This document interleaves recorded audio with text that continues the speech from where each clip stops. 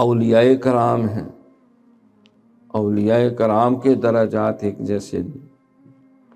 چار بڑے جو سلسلہ ہائے طریقت ہیں، شیخ عبد القادر جیلانی سلسلہ قادریہ، شیخ شہاب الدین سہروردی سلسلہ سہروردیہ، خواجہ معین الدین چشتی اجمیری سلسلہ چشتیہ، اور حضرت شاہ نقشبند بہاؤالدین بخاری سلسلہ نقشبندیہ۔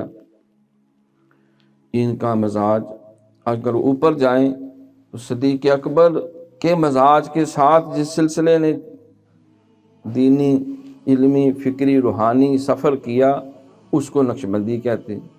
جو فاروق اعظم رضی اللہ تعالیٰ عنہ کے مزاج کے ساتھ ساتھ چلے انہیں چشتی کہتے ہیں۔